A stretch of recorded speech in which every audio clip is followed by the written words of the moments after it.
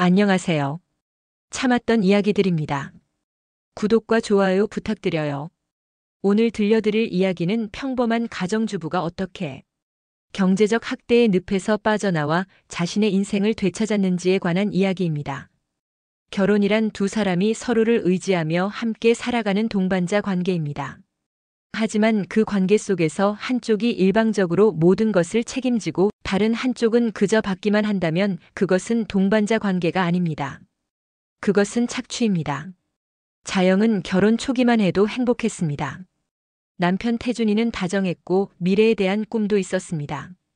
하지만 결혼 생활이 흘러가면서 그녀가 마주한 것은 꿈이 아니라 악몽이었습니다. 생활비 한 푼 주지 않는 남편. 자신의 월급은 어디에 쓰는지 알려주지 않으면서 아내의 통장만 들여다보는 남편. 급기야 아내 명의로 신용카드를 만들어 몰래 쓰고 대출까지 요구하는 남편. 자영은 그 모든 것을 참았습니다. 아이 때문이었고 가정을 지키고 싶었기 때문이었습니다. 하지만 어느 날 그녀는 깨달았습니다. 이것은 지켜야 할 가정이 아니라 무너뜨려야 할 감옥이라는 것을. 오늘 여러분께 들려드릴 이야기는 자영이 어떻게 그 감옥에서 탈출했는지 그리고 어떻게 자신의 삶을 되찾았는지에 관한 이야기입니다. 그럼 지금부터 시작하겠습니다. 자영이 태준이를 처음 만난 것은 직장 동료의 소개팅 자리였습니다. 당시 태준이는 중견 건설회사에 다니는 과장이었고 말도 잘하고 미래에 대한 계획도 뚜렷해 보였습니다. 자영은 그의 자신감 있는 모습에 호감을 느꼈고 1년간의 연애 끝에 결혼했습니다. 신혼 초기는 괜찮았습니다. 태준이는 매달 생활비를 주었고 자영도 자신의 월급으로 저축을 할 수 있었습니다. 하지만 결혼 2년 차가 되면서 상황이 달라지기 시작했습니다. 태준이가 갑자기 창업을 하겠다고 나선 것입니다. 친구와 함께 무역업을 시작한다며 회사를 그만두었습니다. 자영은 불안했지만 남편의 결정을 존중하기로 했습니다. 그가 그토록 자신감 있게 말했으니까요. 걱정하지 마. 1년만 버티면 우리 확실히 자리 잡아. 그때 가면 당신 일도 그만두게 해줄게. 자영은 그 말을 믿었습니다. 그리고 남편이 사업에 집중할 수 있도록 자신이 더 많은 생활비를 부담하기 시작했습니다. 처음에는 태준이도 자신의 월급 대신 사업 초기 수익금이라며 가끔 돈을 건넸습니다. 하지만 그것도 잠시뿐이었습니다.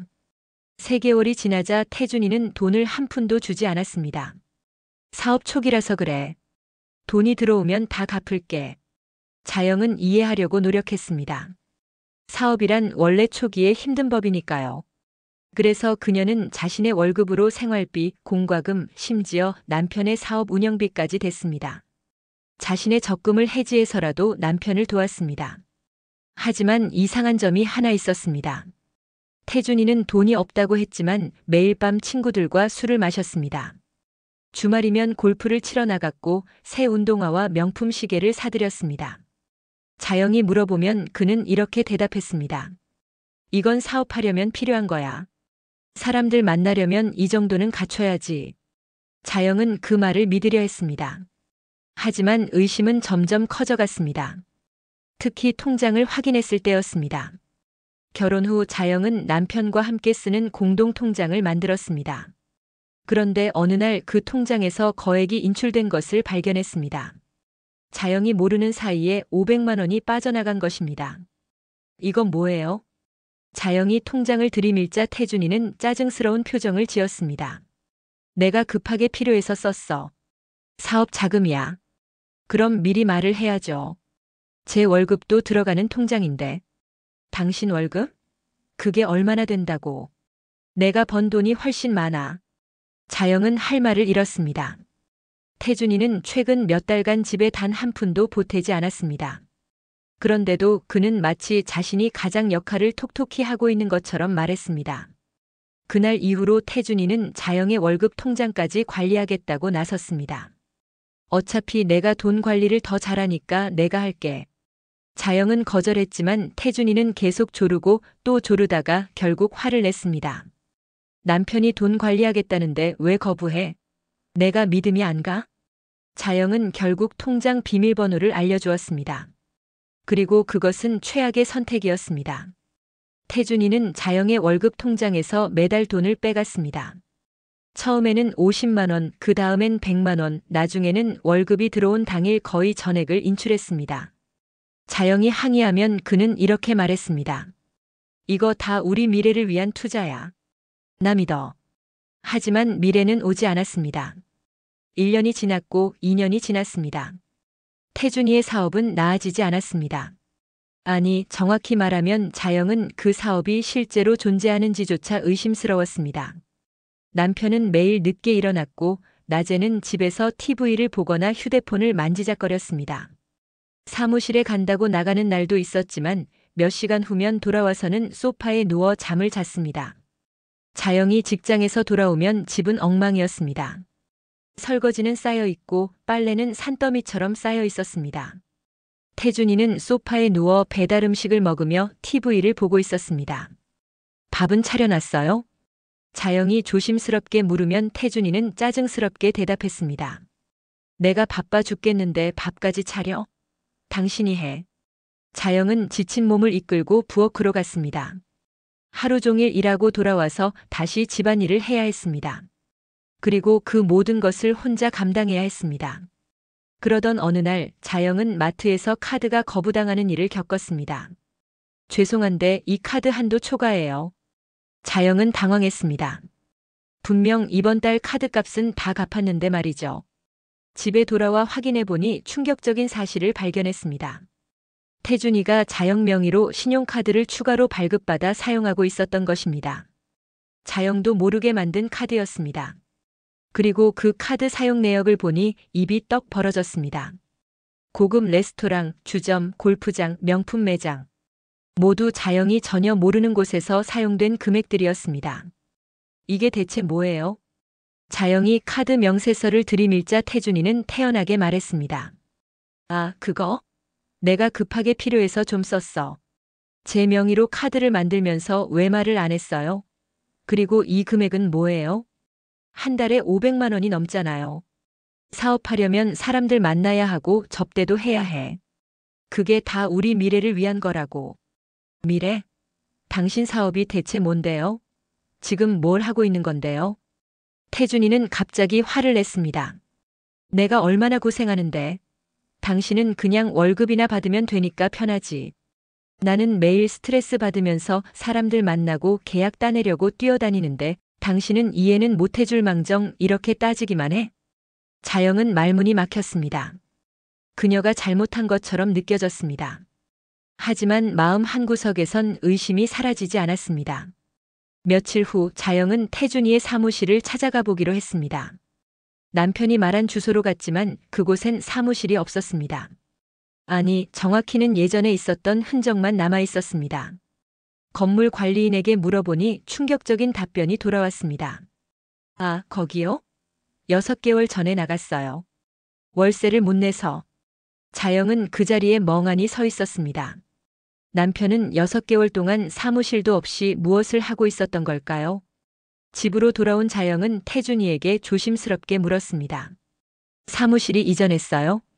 태준이는 잠시 당황하는 기색을 보이더니 곧 태연하게 대답했습니다. 아, 맞아. 더 좋은 곳으로 옮겼어. 왜? 새 주소 좀 알려줘요. 왜? 거기 올 일 있어? 그냥 궁금해서요. 나중에 알려줄게. 지금은 정신없어서. 태준이는 더 이상 대답하지 않았습니다. 그리고 그날 이후로 사무실 이야기는 절대 하지 않았습니다. 자영은 확신했습니다. 남편은 거짓말을 하고 있다는 것을. 하지만 그녀는 아직 확실한 증거가 없었습니다. 그래서 조용히 남편을 관찰하기 시작했습니다. 그리고 점점 더 많은 의혹이 쌓여갔습니다. 태준이는 매일 아침 출근한다며 나갔지만 실제로 어디에 가는지 알 수 없었습니다. 어떤 날은 오후에 집에 들어와 낮잠을 자기도 했습니다. 전화 통화를 할 때면 방문을 닫고 들어가 속삭이듯 통화했습니다. 그리고 결정적으로 태준이는 자영에게 점점 더 많은 돈을 요구했습니다. 이번 달 대출 이자 좀 내줘. 다음 달에 바로 갚을게. 엄마 병원비 좀 보내줘야 해. 내 통장엔 돈이 없어. 차 보험료 납부일인데 당신이 좀 내줘. 자영은 모든 것을 혼자 부담했습니다. 자신의 월급은 물론이고 적금까지 해지했습니다. 그럼에도 돈은 항상 부족했습니다. 왜냐하면 태준이가 끊임없이 돈을 요구했기 때문입니다. 그러던 어느 날 자영에게 전화 한 통이 걸려왔습니다. 캐피탈 회사였습니다. 자영님, 대출 연체가 3개월째입니다. 빨리 납부해 주세요. 자영은 깜짝 놀랐습니다. 저는 대출 받은 적이 없는데요. 고객님 명의로 작년에 3천만 원 대출이 실행됐습니다. 자영은 손이 떨렸습니다. 그녀는 대출 받은 적이 없었습니다. 그렇다면 이것은 누가 한 것일까요? 답은 명확했습니다. 집으로 돌아온 자영은 태준이에게 따졌습니다. 제 명의로 대출 받았어요? 태준이는 잠시 당황했지만 곧 화를 내며 말했습니다. 그래, 받았어. 급하게 돈이 필요했어. 왜 제 동의도 없이 제 명의로 대출을 받아요? 이건 명백한 범죄예요. 범죄? 우리 부부인데 무슨 범죄야? 당신도 내 와이프잖아. 내가 힘들 때 도와주는 게 당연한 거 아니야? 돕는 것과 제 명의를 도용하는 건 다른 거예요. 이건 사기예요. 태준이는 비웃듯 말했습니다. 사기? 그럼 신고해.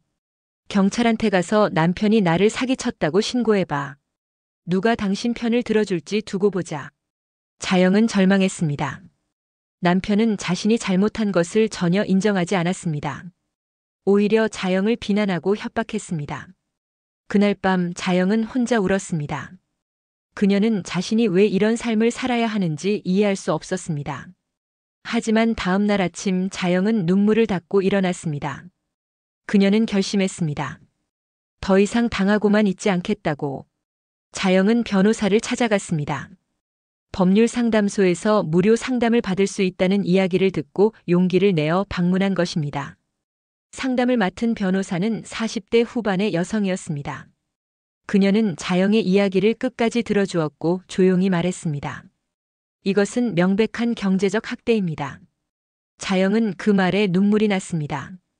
그동안 자신이 겪은 일이 학대였다는 사실을 누군가 인정해준 것이 처음이었기 때문입니다. 변호사는 계속 설명했습니다.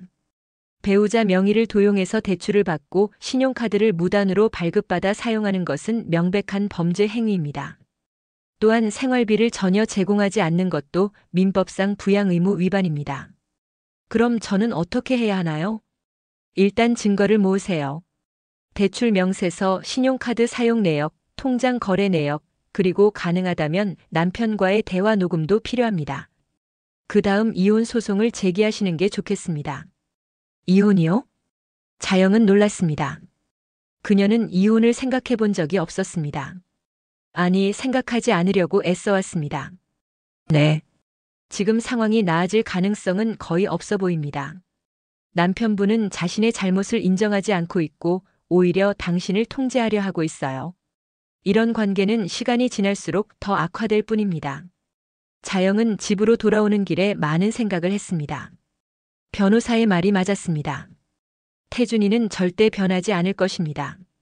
그날 밤 자영은 태준이의 휴대폰을 확인하기로 결심했습니다. 남편이 샤워하는 동안 조용히 거실로 나가 휴대폰을 집어들었습니다. 비밀번호는 이미 알고 있었습니다. 휴대폰을 열자마자 자영은 충격을 받았습니다.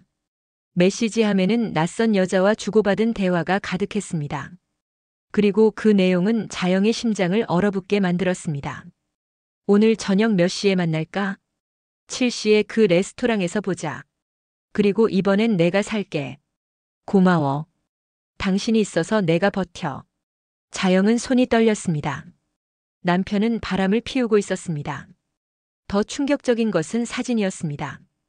태준이는 그 여자와 함께 찍은 사진을 수십 장 가지고 있었습니다. 고급 레스토랑에서, 카페에서, 심지어 호텔 객실에서 찍은 사진도 있었습니다. 자영은 참을 수 없었습니다. 그녀는 욕실 문을 벌컥 열었습니다. 이게 뭐예요? 샤워 중이던 태준이는 깜짝 놀라 돌아봤습니다. 뭐가? 이 여자는 누구예요? 자영이 휴대폰을 들이밀자 태준이의 얼굴이 굳었습니다. 그건. 대답해요. 이 여자는 누구냐고요? 태준이는 잠시 망설이다가 대답했습니다. 그냥 친구야. 친구? 친구랑 이런 문자를 주고받아요? 호텔에서 사진을 찍어요? 당신이 사람 휴대폰을 몰래 봤어? 태준이는 오히려 화를 냈습니다. 지금 그게 중요해요? 당신이 바람을 피웠잖아요. 바람? 웃기지 마. 그냥 위로를 받은 거야. 당신한텐 그런 거 기대도 못하니까. 자영은 말문이 막혔습니다. 그날 밤 자영은 집을 나와 친정으로 갔습니다. 어머니는 딸의 모습을 보고 깜짝 놀랐습니다. 무슨 일이야? 자영은 어머니에게 모든 것을 털어놓았습니다. 남편이 생활비를 주지 않는 것, 자신의 명의로 대출받은 것, 그리고 바람까지 피운 것을. 어머니는 분노했습니다. 그런 인간이 어딨어? 당장 이혼해야 해. 하지만 자영은 망설였습니다. 엄마, 그래도 결혼이라는 게. 결혼은 무슨 결혼이야? 그건 결혼이 아니야. 네가 일방적으로 희생하는 거지. 어머니의 말이 맞았습니다. 자영은 그동안 결혼 생활을 유지하기 위해 모든 것을 희생했습니다. 하지만 태준이는 아무것도 주지 않았습니다. 며칠 후 태준이에게서 전화가 왔습니다. 언제까지 거기 있을 거야? 집에 와. 싫어요. 당신과는 더 이상 못 살겠어요. 뭐? 당신이 지금 무슨 말을 하는 거야? 이혼하고 싶어요. 전화기 너머로 태준이의 날카로운 목소리가 들렸습니다. 이혼? 웃기지 마. 당신이 감히 나랑 이혼해? 당신이 뭔데? 저도 인간이에요. 더 이상 이렇게 못 살아요. 좋아. 이혼하자. 그런데 당신 잘 생각해봐. 당신 혼자 애 키우면서 살 수 있을 것 같아? 나 없이 당신이 뭘 할 수 있는데? 자영은 잠시 말이 없었습니다. 태준이의 말이 두려웠기 때문입니다. 하지만 자영은 곧 정신을 차렸습니다. 당신 없이도 저는 잘 살 수 있어요. 아니, 오히려 당신이 없으면 더 잘 살 거예요. 지금까지 제가 혼자 다 벌어서 살았잖아요. 뭐? 당신이 혼자 벌었어? 내가 얼마나? 자영은 전화를 끊어버렸습니다. 더 이상 그의 목소리를 듣고 싶지 않았습니다. 그날부터 자영은 본격적으로 이혼 준비를 시작했습니다. 변호사와 다시 상담을 하고 필요한 서류들을 준비했습니다. 대출 명세서, 신용카드 사용 내역, 통장 거래 내역, 그리고 태준이의 외도를 증명할 수 있는 휴대폰 사진들을 모두 복사해 두었습니다. 변호사는 자영에게 조언했습니다. 위자료 청구가 가능합니다. 배우자의 부정행위와 경제적 학대, 그리고 명예도용에 대한 손해배상까지 청구할 수 있어요. 얼마나 받을 수 있을까요? 케이스마다 다르지만 최소 5천만 원에서 1억 원까지도 가능합니다. 특히 남편분이 당신 명의로 받은 대출과 신용카드 사용액을 모두 변제할 책임이 있습니다. 자영은 희망을 느꼈습니다. 적어도 그동안 자신이 입은 경제적 손실은 보상받을 수 있을 것 같았습니다. 2주 후 자영은 이혼 소장을 제출했습니다. 그리고 태준이에게 소장 부본이 발송되었습니다. 태준이는 미친 듯이 전화를 걸어왔습니다. 당신 미쳤어? 진짜 소송을 해? 네. 이혼하겠다고 했잖아요. 위자료 1억? 당신 정신 나갔어? 내가 무슨 돈으로 그걸 줘? 그건 당신 문제예요. 당신이 저한테 끼친 피해를 보상하는 거예요. 피해? 내가 당신한테 무슨 피해를 끼쳤어? 나는 열심히 사업하느라 고생했는데. 당신 사업이 뭐였는지 이제 다 알았어요. 사무실도 없이 매일 여자 만나고 돈 쓰고 다닌 거 다 알아요. 태준이는 잠시 말이 없었습니다. 그러다가 갑자기 목소리를 낮췄습니다. 자영아, 우리 다시 생각해보자. 내가 잘못했어. 앞으로 잘할게. 이제 와서 그런 말하지 마세요. 저는 결심했어요. 애 생각은 안 해? 애가 아빠 없이 자라면 얼마나 힘들겠어. 애는 제가 키울 거예요. 당신 같은 아빠보다는 없는 게 나아요. 태준이는 다시 화를 냈습니다. 좋아. 법정에서 보자. 내가 당신이 얼마나 나쁜 엄마인지 다 밝혀줄 거야. 애를 방치하고 일만 하는 엄마라고. 자영은 웃음이 나왔습니다. 그래요. 법정에서 봐요. 누가 더 나쁜 사람인지 판사님이 판단하시겠죠. 재판은 3개월 후에 시작되었습니다. 첫 번째 공판에서 태준이는 변호사를 대동하고 나타났습니다. 그는 자신 있는 표정이었습니다. 하지만 자영의 변호사가 증거들을 제시하기 시작하자 태준이의 표정이 굳어졌습니다.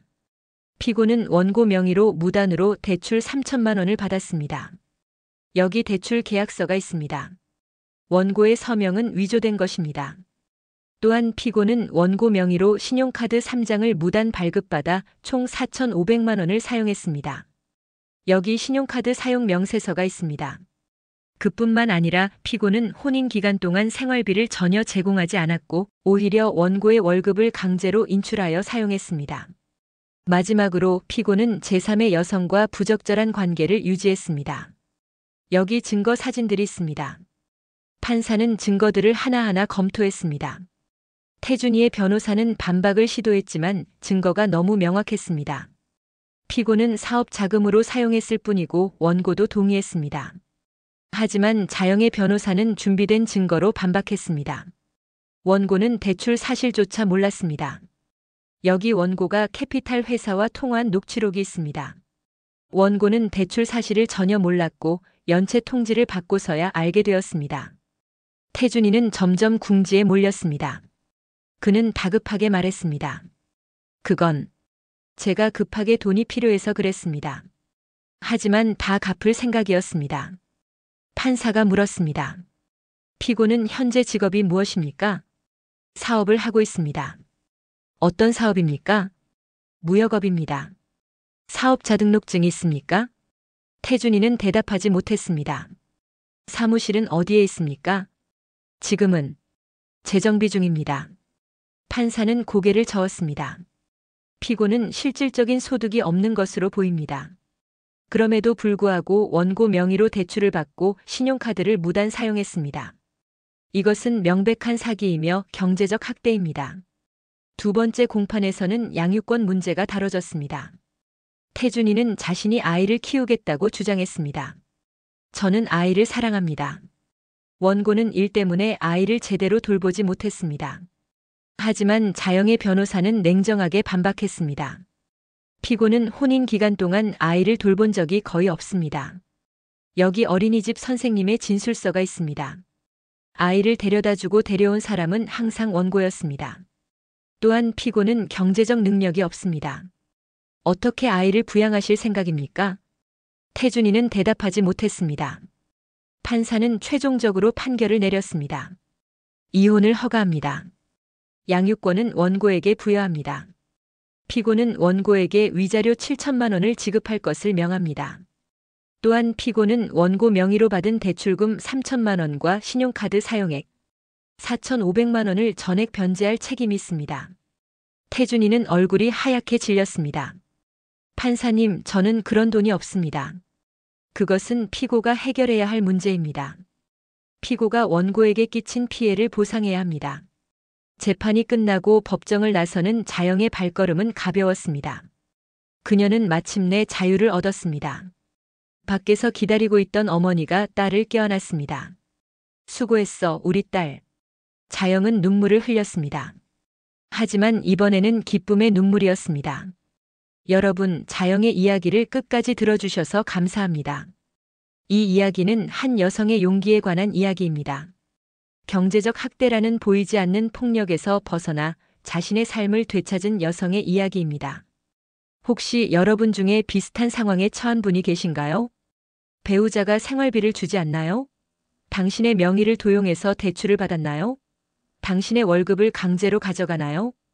그렇다면 기억하세요. 당신은 잘못한 게 없습니다. 이것은 학대입니다. 그리고 당신은 벗어날 수 있습니다. 자영처럼 용기를 내세요. 증거를 모으고 법적 도움을 받으세요. 혼자가 아닙니다. 당신을 도와줄 사람들이 있습니다. 당신도 행복해질 수 있습니다. 용기를 내세요. 오늘 이야기는 여기까지입니다.